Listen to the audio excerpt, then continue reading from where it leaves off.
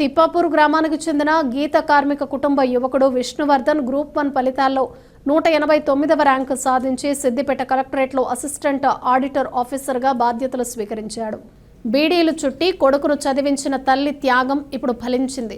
విష్ణువర్ధన్ 10వ తరగతి కరీంనగర్లో, ఇంటర్మీడియట్ నాగార్జునన్ ఏపీ జేఎస్ఆర్జేసీ కాలేజీలో చదివాడు. ఇంటర్మీడియట్లో రాష్ట్ర స్థాయిలో మొదటి ర్యాంకు సాధించి ఢిల్లీలో BA, MA పొలిటికల్ సైన్స్ పూర్తి చేశాడు. సివిల్ సర్వీసెస్లో 3 సార్లు విఫలమైన నిరుత్సాహపడకుండా కృషి కొనసాగించి 3వసారి గ్రూప్ 1లో విజయాన్ని సాధించాడు.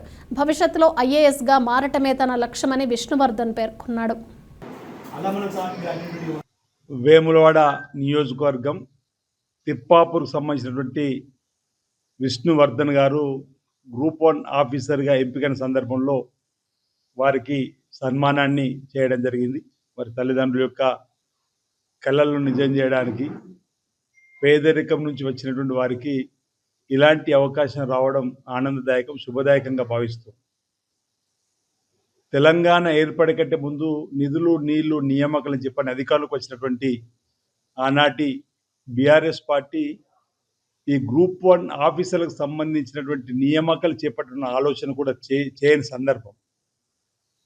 ఉమ్మడి ఆంధ్రప్రదేశ్లో డిఎస్సి ద్వారా ఉపాధ్యాయుల నియామకం అయింది, కానీ తెలంగాణ వచ్చినాక ఉపాధ్యాయుల నియామకం కూడా చేయని సందర్భం మనం చూసినటువంటి సందర్భంలో బ్రహ్మాండంగా ఈ మధ్యలో పరిణితి చెందినటువంటి వారిగా వారి యొక్క ఆలోచన తెలంగాణను ఏ విధంగా ముందుకు తీసుకొని పోవడం చెప్పినటువంటి ప్రసంగాలకు ఈరోజు ఆనిముత్య లాంటి ప్రసంగం ఈరోజు గ్రూప్ 1 ఆఫీసర్లకు సంబంధించినటువంటి కార్యక్రమంలో వారు మాట్లాడినటువంటి తీరు చూస్తే వారి యొక్క గుండె తెలంగాణ కోసం ఏ విధంగా కొట్టుకుంటుంది, తెలంగాణ ఏ విధంగా ముందుకు తీసుకొని పోవాలి. ఈరోజు 4th సిటీ కోసం కూడా చేసేటువంటి ప్రయత్నం, అంటే తెలంగాణకు ఉపాధి మార్గాలు ఎక్కువ తీసుకురావడానికి కోసం, 4th సిటీని తీసుకురావడం కోసం స్కిల్ డెవలప్మెంట్ చేసే కార్యక్రమంలో భాగంగా అడ్వాన్స్ టెక్నాలజీ సెంటర్స్ మొన్ననే 65 ప్రాంతాలు ఏకకాలంలో ప్రారంభం చేసుకున్నాం. స్కిల్ డెవలప్మెంట్లో భాగంగా స్పోర్ట్స్ యూనివర్సిటీ తీసుకొని రావడం, అంటే విద్యా విధానంలోనే ఒక కొత్త మార్పును తీసుకురావడం, ఒక పాలసీ తీసుకురావడం అనిపిస్తుంది.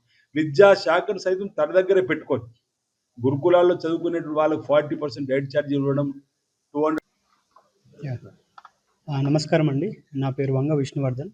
నేను తెలంగాణ గవర్నమెంట్ నిర్వహించిన గ్రూప్ 1 పరీక్షల్లో రాష్ట్ర స్థాయిలో 189 ర్యాంకుతో ఈరోజే సిద్దిపేట కలెక్టరేట్లో డిస్ట్రిక్ట్ ఆడిట్ ఆఫీస్లో అసిస్టెంట్ ఆడిట్ ఆఫీసర్గా నియామకాలు అందుకున్నాను.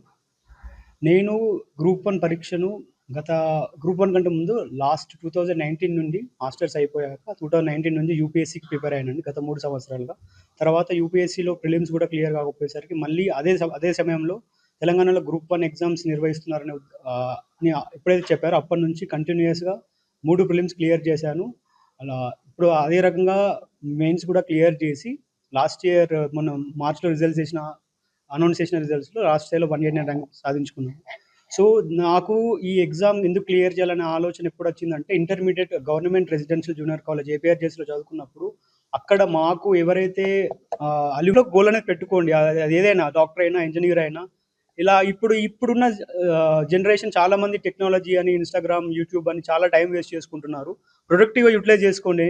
నేను అట్లా మేము ప్రిపరేషన్ చేస్తున్నప్పుడు కూడా మొబైల్ని చాలా పకడ్బందీగా జాగ్రత్తగా వాడడం వల్లే ఈరోజు ఏదో ఒక సాధించుకున్నాను. రేపు ఫ్యూచర్లో కూడా ఏదో రకంగా మంచి గవర్నమెంట్ సర్వీస్లో ఉండి IAS కావాలన్నది ఆ లక్ష్యం.